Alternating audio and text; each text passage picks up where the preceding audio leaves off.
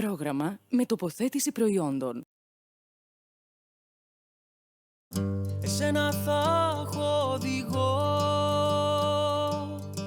σ' όλα μου τα ταξίδια. Μην τύχει πάλι και χαθώ στου χρόνου τα παιχνίδια. Κοσμογυρισμένος ναύτης στα λιμάνια της ζωής, της αγάπης επιβάτης, ποιητής ταξιδευτής. Κοσμογυρισμένος ναύτης στα λιμάνια της ζωής, της αγάπης επιβάτης, ποιητής ταξιδευτής.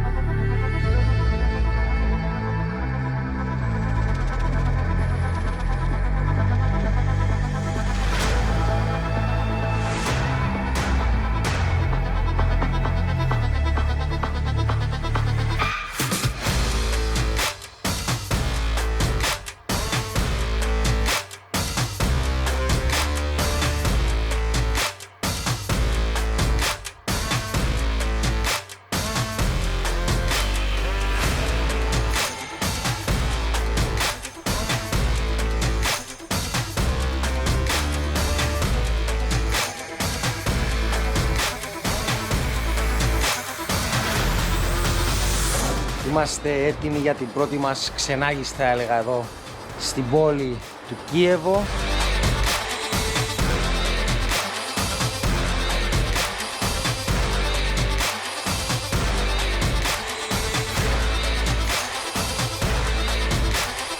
Με μία πρώτη ματιά το Κίεβο είναι μία πόλη όπου κρατάει σίγουρα την παράδοση στο οικοδομικό κομμάτι, θα έλεγα.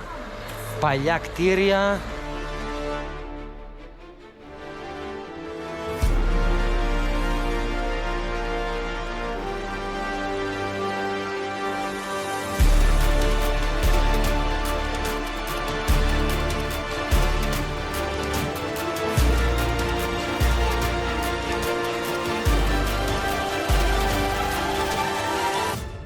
συνεχίζουμε την περιήγησή μας εδώ στο Κίεβο και βρισκόμαστε στην κεντρικότερη πλατεία και πιο αναγνωρίσιμη, θα λέγαμε, πλατεία της πόλης, όπου είναι η πλατεία Ανεξαρτησίας.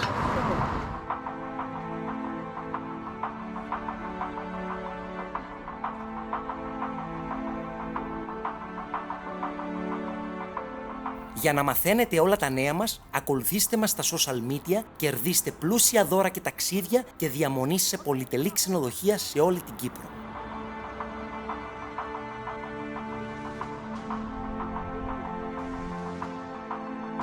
Η πιο κεντρική πλατεία της πρωτεύουσας Ουκρανίας, στην οποία βρίσκουμε στην οδό Χρυσάτικ.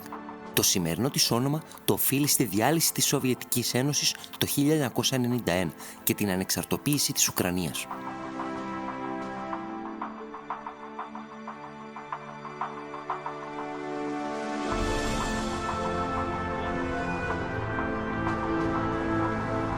Η βόλτα μας στο κέντρο του Κίεβο συνεχίζεται και έχουμε κλείσει μια εκδρομή να πάμε με ένα από αυτά εδώ τα σκαφάκια που βλέπετε, μια εκδρομή στο ποτάμι.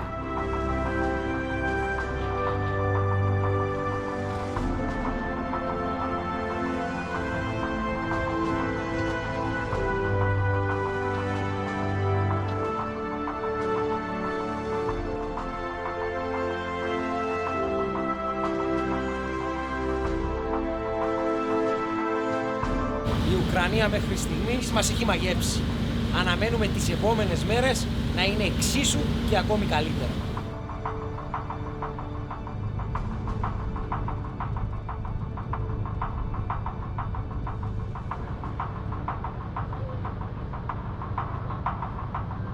Κάθε ταξίδι ξεκινά με ενθουσιασμό, αλλά ταυτόχρονα και με έναν καλό συνεργάτη.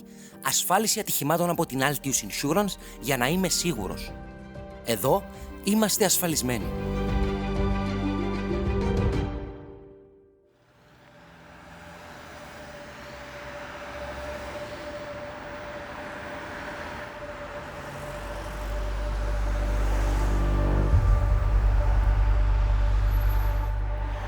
Ξυπνήσαμε άρον θα έλεγα έτσι σήμερα, γιατί πρέπει να φύγουμε γρήγορα από το Κίεβο και να κατευθυνθούμε προς το σκοπό που βρισκόμαστε στην Ουκρανία κυρίως, όπου είναι να επισκεφτούμε το Chernobyl.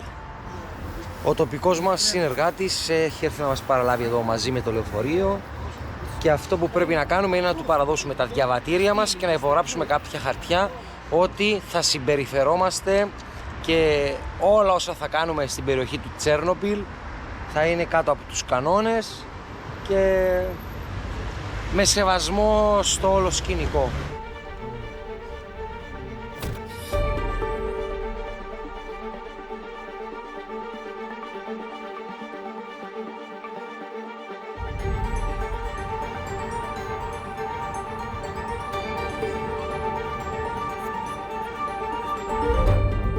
Ήταν εκείνο το πρωινό της 26ης Απριλίου 1986, όταν οι εργαζόμενοι του Βλαντιμίρ Ήλιτς Λένιν πήγαν στο πυρηνικό σταθμό για να συνεχίσουν τις εργασίες του πειράματος.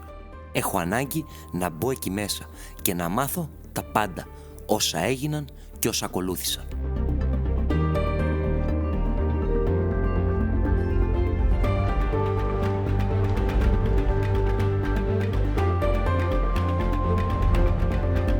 This is a personal ticket. Please put it into your passport and don't... No, this one. Don't lose it. And this is a personal dosimeter.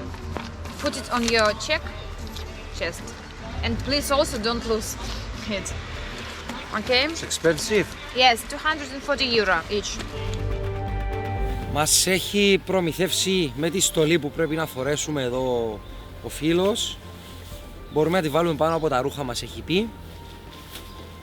Πάμε να αλλάξουμε εδώ στο τάγκς.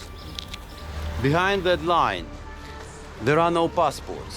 There are no national backgrounds. No matter how far you live from this thing, we are all equal in face of this tragedy and catastrophe. Behind that line, there is no calendar. There is only one line, the one day, April 26th.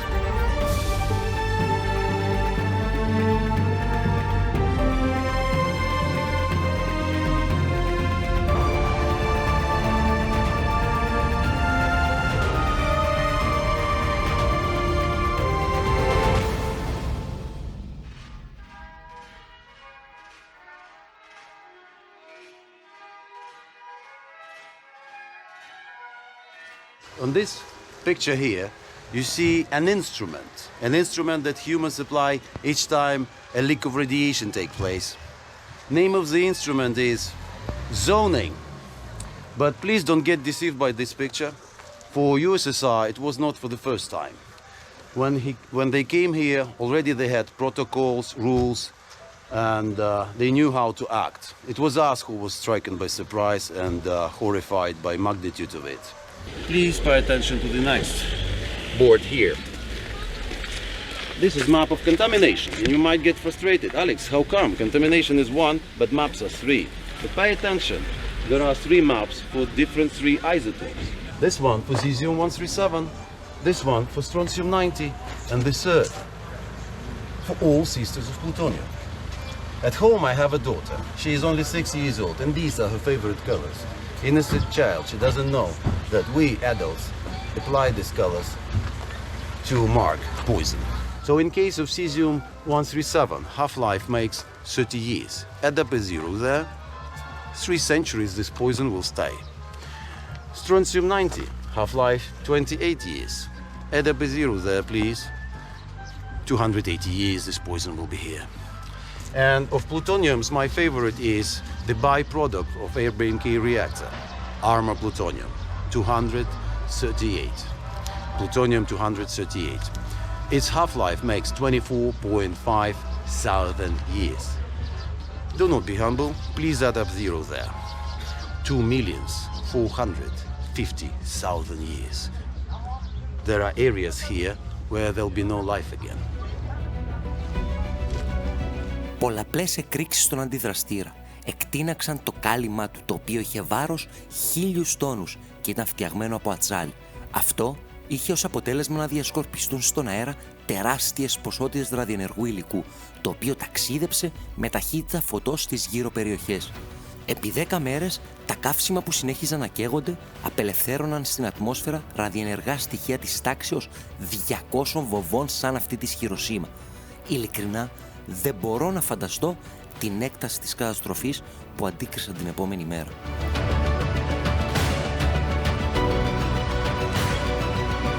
Έχουμε εισέλθει εδώ στο Τσέρνομπιλ με το λεωφορείο και έχουμε ήδη ξεκινήσει την εκδρομή.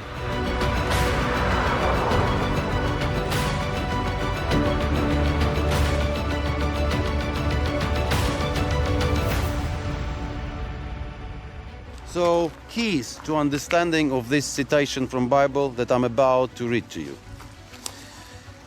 First key I gave you on our pickup when we just went down the street. I told you that on your right there is officially third longest river of Europe, Dnipro. Second, in those 10 days when the reactor was erupting and burning, those were only 10 days, there were many risks, but two were the worst risks. First, risk number one was detonation of all four units, which had up to 200 tons of uranium. On 20th anniversary, we heard a word from Moscow acknowledging that yes, there was this risk, ranging from 5 to 15% detonation of all four units. And I can add up here. 4 miles, 7 kilometers away from the power plant, there was an anti-aircraft brigade named Volkhov, the Witcher. They were armed with 30 C-75 rockets. 3 had nuclear warheads for airborne and group targets. And today, what you will witness in the afternoon in ghost town of Pripyat, that could be fate of Warsaw, Copenhagen, Vilnius. Half of Europe could be like that if that risk would take place. Imagine Europe fleeing to Australia, New Zealand, Greenland, Africa, leaving the old world for contamination.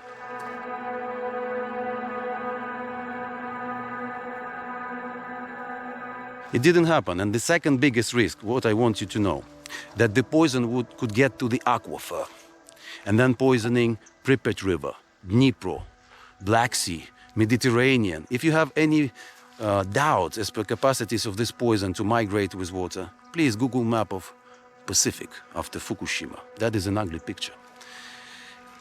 And the third, the last key to understand the citation from Bible, its name, Chernobyl. It translates from local dialect of Polishchuki ethnical group into English as wormwood, this bitter herb. Now you're ready. Allow me to cite you Book of Revelation, Revelation 8, verse 10. This is about 7 angels of Apocalypse, and behind you, that one is one of those. Book of Revelation, Revelation 8, verse 10. The third angel sounded his trumpet, and a great star, blazing like a torch, fell from the sky on the third of the rivers and on the springs of water. The name of the star is Wormwood. A third of the waters turned bitter, and many people died from the waters that had become bitter. When I read it for the first time, I had shivers. So close it was to reality. And it's only thanks to heroism of 600,000 army of liquidators that until today this passage of the Bible remains just a mere coincidence. It could have been a prophecy to come true.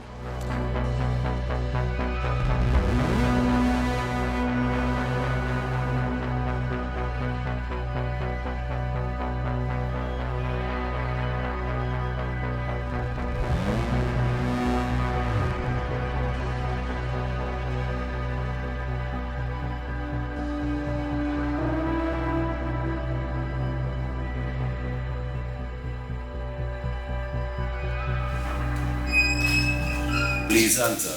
This is Venue of Chernobyl Court.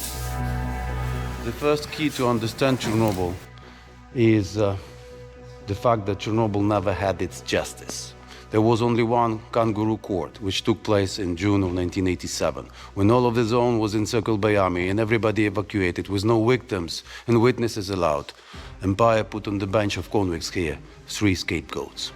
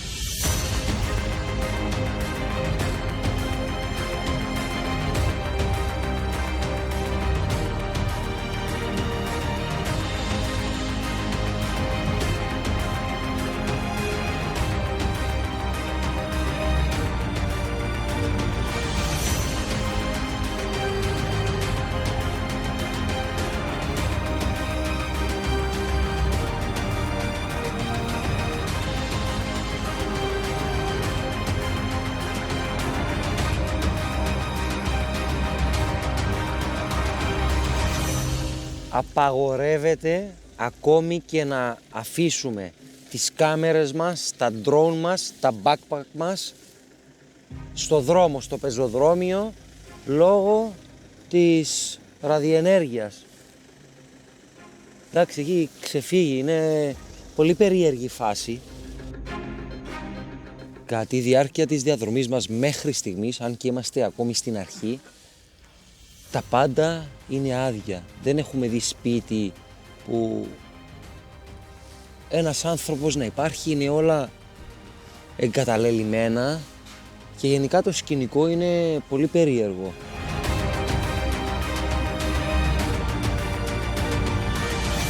Ακόμα νομίζω έχουμε να δούμε πολλά.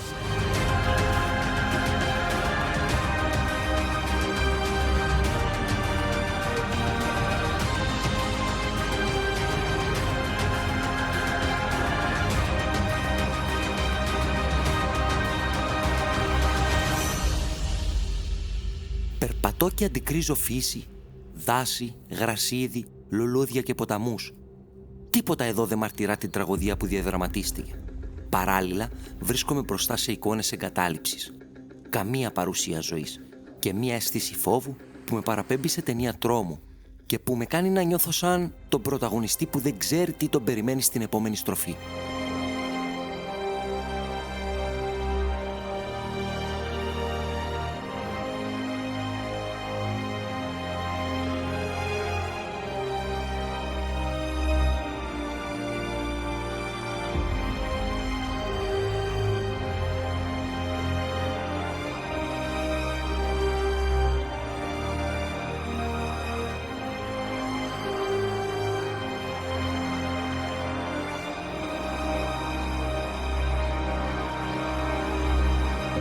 Mario, I want to give you eyes. I want to render the beast visible. You need this device.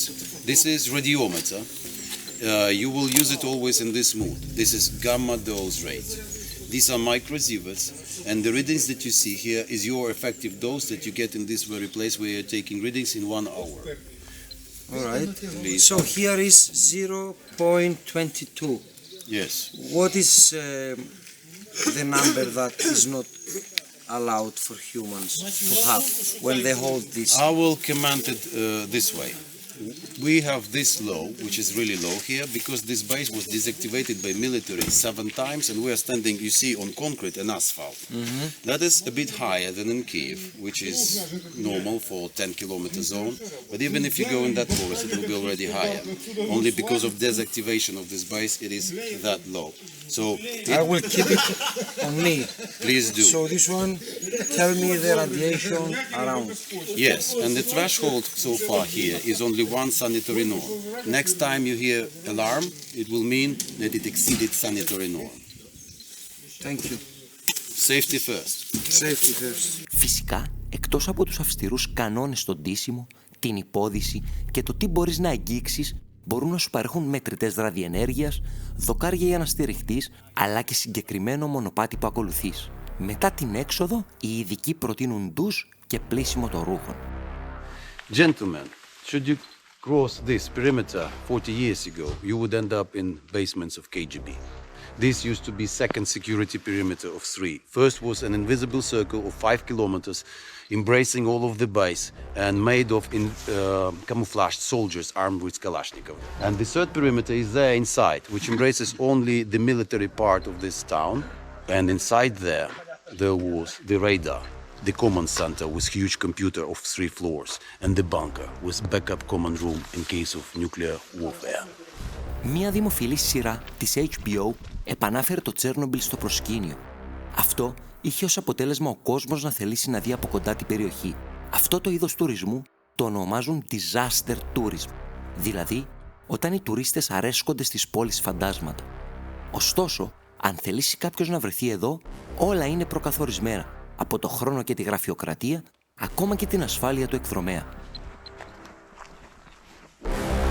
This deer died last winter. And for me, this skull is Aladdin lamp. Only thing that inside there is no genie, but strontium-90, the bone lava. And now we are going to pick up readings of beta.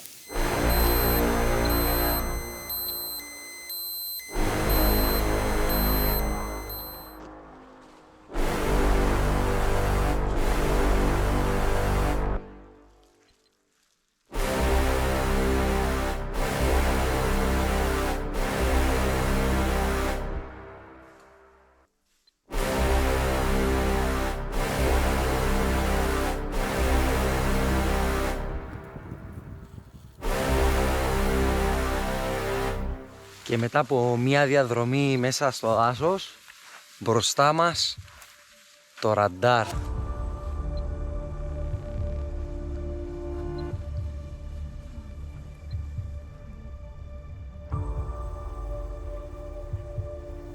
Ένα επτασφράγιστο μυστικό, ένα ραντάρ φάντασμα που στοιχιώνει ένα από τα ομορφότερα δάση του Κίεβου.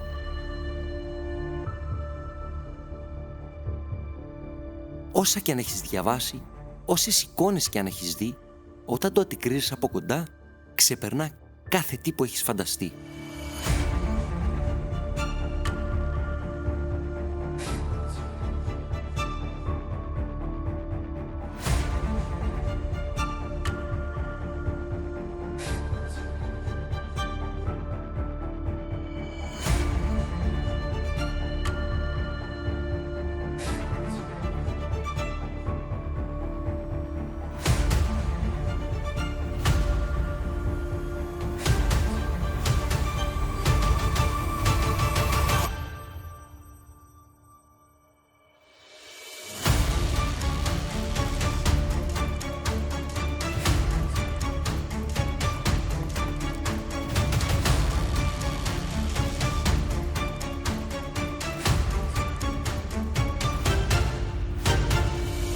Είναι τεράστιο. Ό,τι και να πω, δεν ξέρω αν η εικόνα μπορεί να το αποτυπώσει σωστά. Είναι τεράστιο όμως.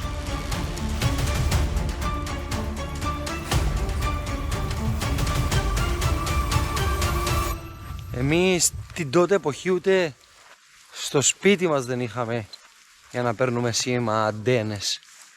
Και αυτοί είχαν αυτό το τεράστιο, παιδιά, πράγμα. Δεν ξέρω αν η εικόνα μπορεί να αποτυπώσει το μέγεθος αυτής της κατασκευής.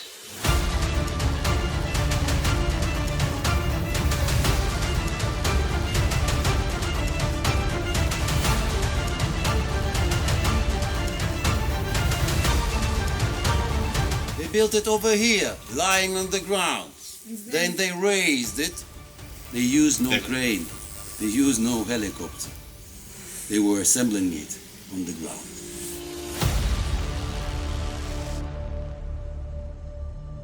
This is a Soviet aluminum cable. Get hold of it. This much of aluminium. And another thing I wanted to show you, gentlemen. You are boys, you will appreciate it. Look here. This is a Soviet connector, military connector, used for military cables, a top secret base, right? You are standing close enough to feel its weight. Now I will lift it up and drop. Look. Feel it. Did you feel it? Of this Soviet connector, Chinese industry could have produced several millions of nice connectors. That much of steel.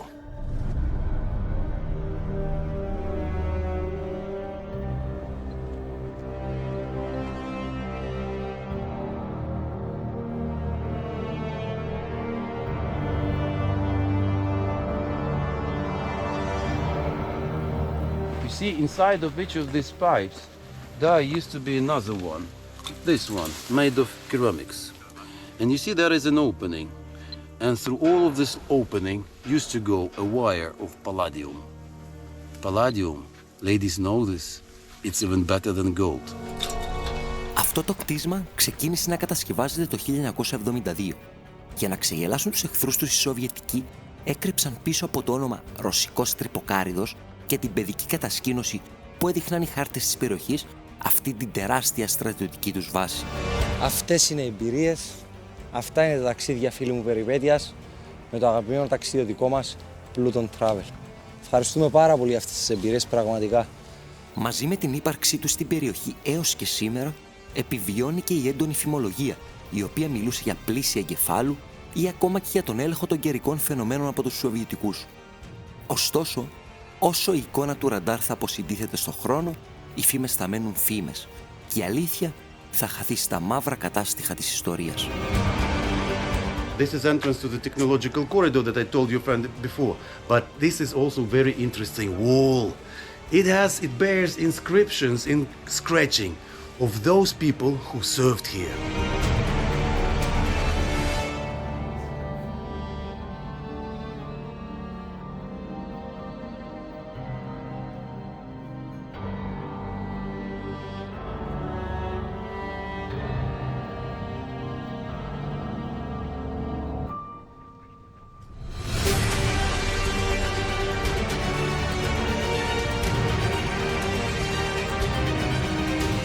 So up here we have a fresco done by Soviet soldiers.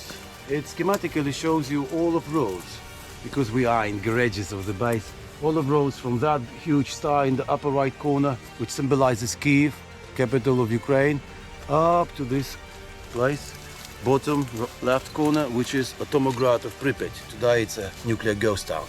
And these roads, you see, they have no ending, because this says to nuclear power plant.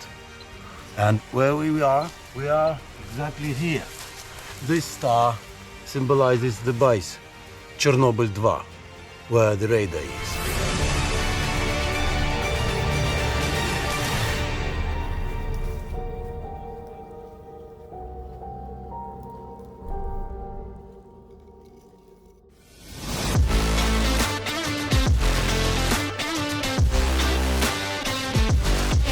Τα οργανωμένα ταξίδια περιπέτειας, ιστορίας και πολιτισμού εμπιστευόμαστε τις γνώσεις των έμπειρων ταξιδιωτικών συμβούλων της Pluton Travel με ποιότητα και ασφάλεια. Pluton Travel. You dream, we create.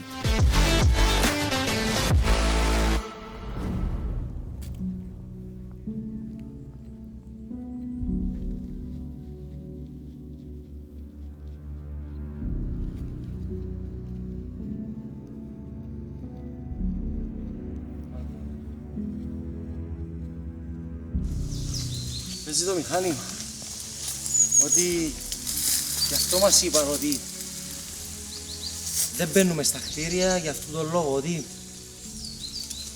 ανεβαίνει η ραδιενέργεια και γι' αυτό έχω αυτό το μηχάνημα. Τώρα είναι 0,18, μόλις πήγα εκεί έγραφε 0,24.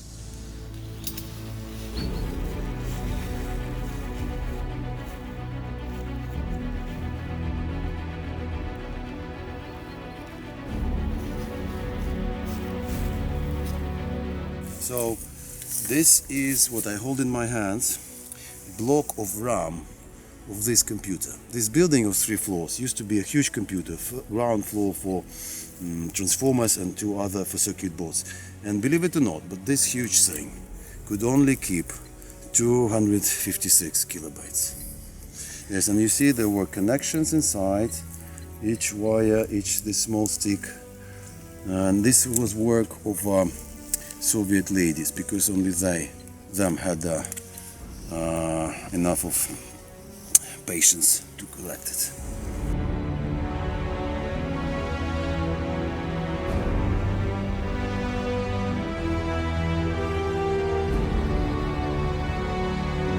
Places of concentrated radiation we call hotspots. And there is another one of those over here. Yes, please, yes. Look, 7, we have 7. And it's growing.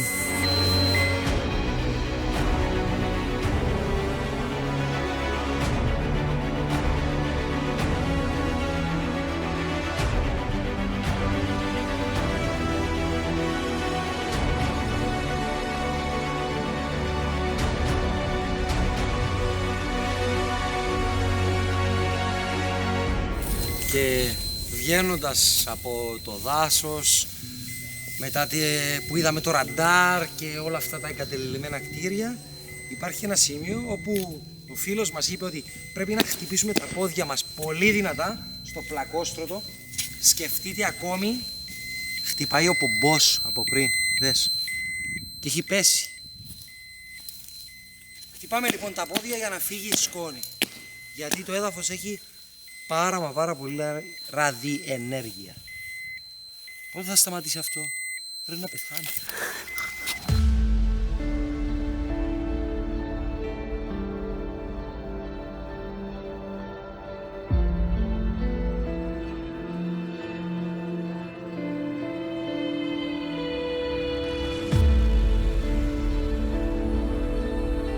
Here we stand next to cooling tower of unit number 5. It is ever upcoming, as they call it. It will never be finished. It's one entire piece of concrete, and this concrete is something special. It's really dense concrete. It is 90 meters high. Where the scaffolding is, it's 90 meters, and it's only 85% ready to commissioning.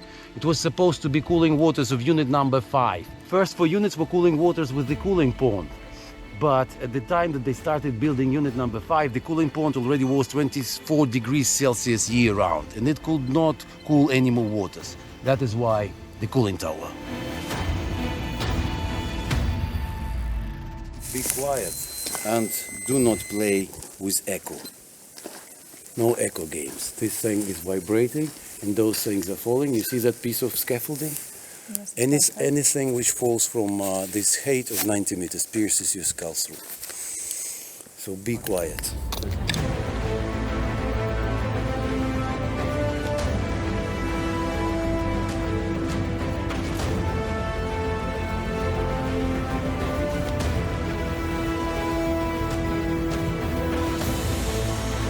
Το παράδοξο της υπόθεσης είναι πως για 13 χρόνια μετά την τραγική έκρηξη δούλευαν ακόμα οι υπόλοιποι 3 αντιδραστήρες. Παράτολμο θα το έλεγα εγώ. Απίστευτο το ότι βρισκόμαστε μέσα.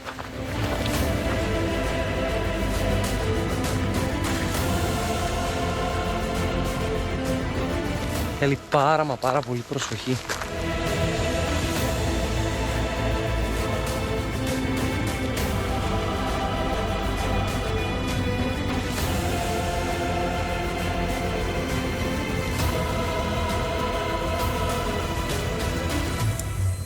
This is beta, this is gamma.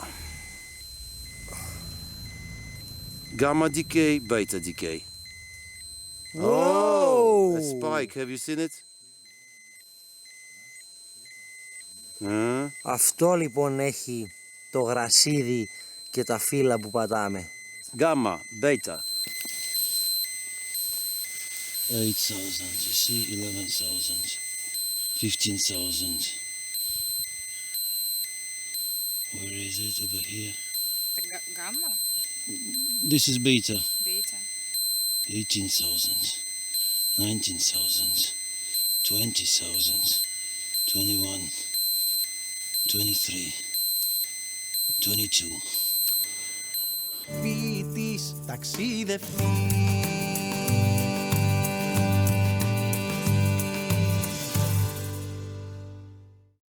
Πρόγραμμα με τοποθέτηση προϊόντων. Ποιητής, ταξίδευτής.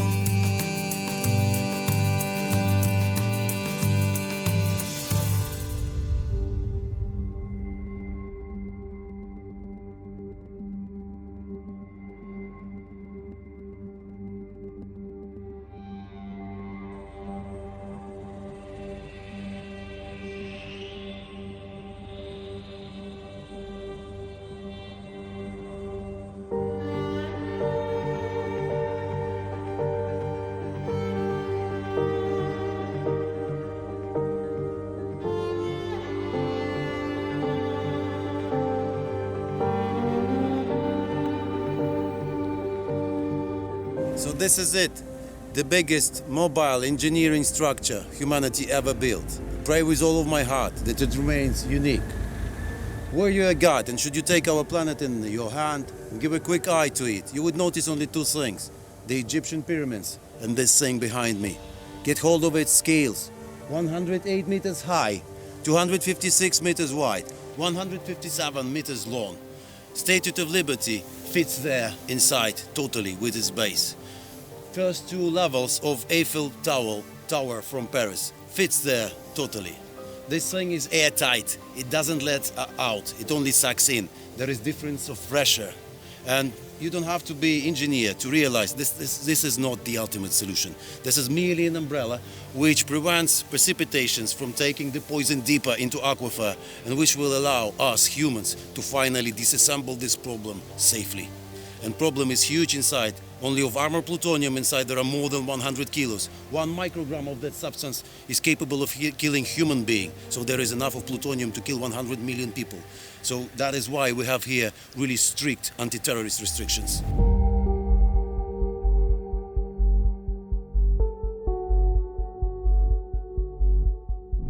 So the explosion happened at 1:23 a.m. and 4:30 the first helicopter flew above this place.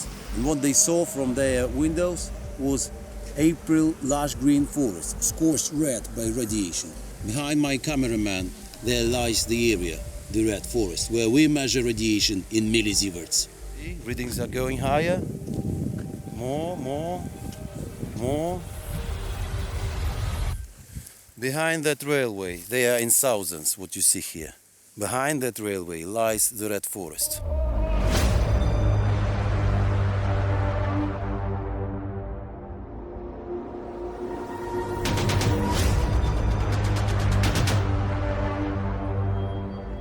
Και η ονομασία ή χρώμα του δάσους δεν είναι το μόνο αξιοσημείωτο, αλλά και το ότι η ραδιενέργεια έχει συγκεντρωθεί σε ποσοστό 96% στα πρώτα 10 εκατοστά πάχους του εδάφους.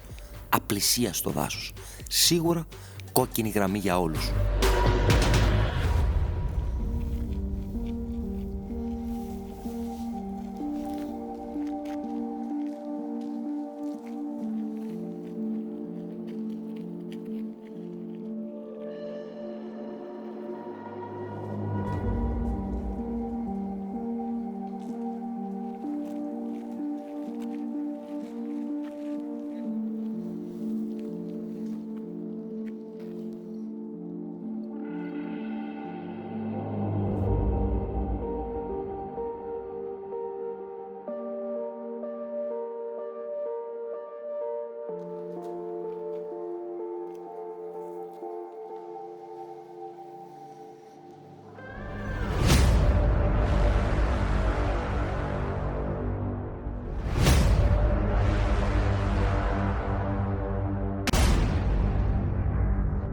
What looks like instrument for a crane, right, is at least 3,000 microsieverts, or easier 3 millisieverts. This is extremely radioactive thing, famous as claw. We call it the claw. You see it vandalized again. They did it just 2 days ago. Stupid, but it doesn't change anything. This is extremely dangerous thing. Don't get deceived by this green color. Really? Yes, Do you want to take these readings? No. Can we? You can. Only thing, I will not help you. I will ask you not to touch you with your clothes, this thing, and with this device. Are there any volunteers? Let's go. You want me to do it? Yes. No, I don't want you to do it. I did it 1,000 times. I did it one more 1,001. Touch it. I will not touch it. Now, this is domestic device with really high margin of error. There are thousands here. We will see now how much this thing can pick up, okay? Yes. But this is storage device. You see 70 already, 87 you see, 86, 89, 93. Do you film it?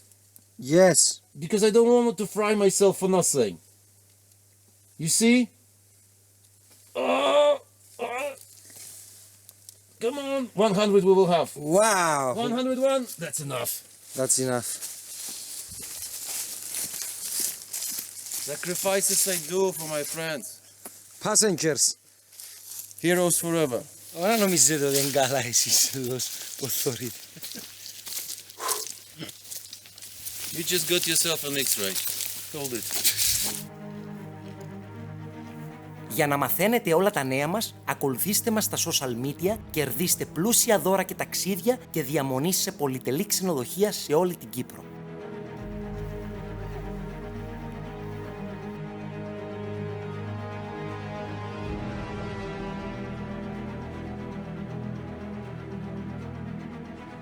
Και πριν να βγούμε από την περιοχή του Τσέρνομπιλ, μιας και τελείωσε η εκδρομή μας σήμερα, πρέπει ξανά να περάσουμε από τον έλεγχο όπου μετράει τη ραδιενέργεια, που βάζουμε τα χέρια μας, τα πόδια μας και όλα τα σχετικά και μας μετράει.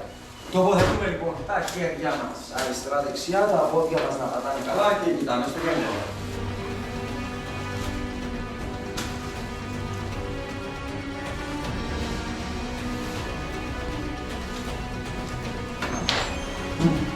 Νόμιζα έμεινα.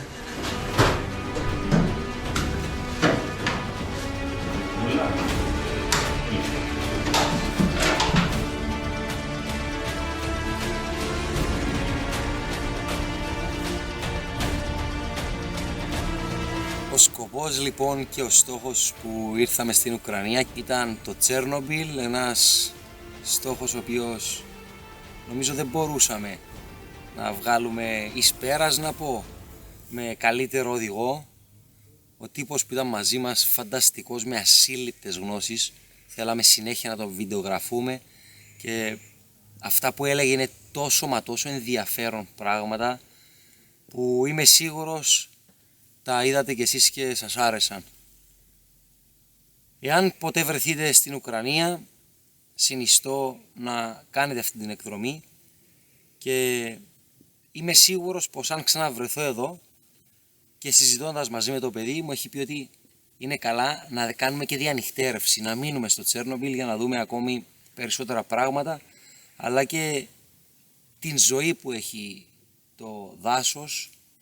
Έχει λύκους, έχει άγρια ζώα τα οποία θα μπορούσαμε να κινηματογραφήσουμε, όμως ο χρόνος μας είναι περιορισμένος.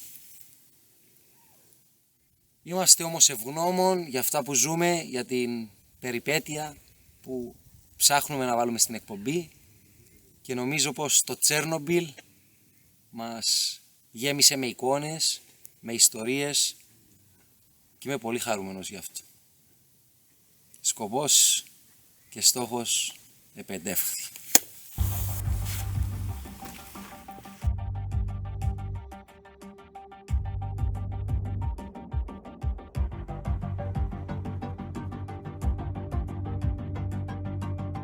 Alex, my brother, thanks for all what you say, all the knowledge that you have and you give to us for Passenger, my travel TV show. For sure the people will appreciate what you tell us and all the respect that you give us, and thank you for this unique opportunity to guide us in Chernobyl. It was my genuine pleasure and actually an honor. I'm really glad to meet you. Thank you. And I hope to meet many more Cyprus people. Yes, we invite people and we say that if you go Chernobyl, meet this guy, Alex, legend. Thanks, Thank brother. you. Μία βιβλική καταστροφή δίχως άλλο. Όμως, για ακόμη μια φορά η φύση με οθεί στο να αισιοδοξώ. Η φύση είναι εκεί και μαζί της άγρια άλογα, κάστορες, αγριογούρουνα και λύκη. Βέβαια, αυτά τα ζώα έχουν παρουσιάσει έντονες μεταλλάξεις, μεγαλύτερη θνησιμότητα και υπογεννητικότητα.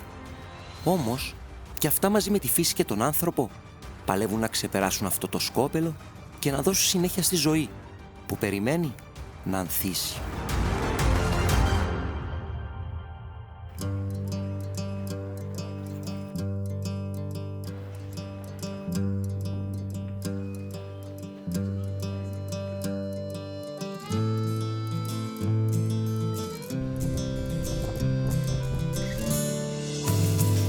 Κοσμογυρισμένος ναύτης στα λιμάνια της ζωής, της αγάπης επιβάτης, ποιητής ταξιδευτής. Κοσμογυρισμένος ναύτης στα λιμάνια της ζωής, της αγάπης επιβάτης, ποιητής ταξιδευτής.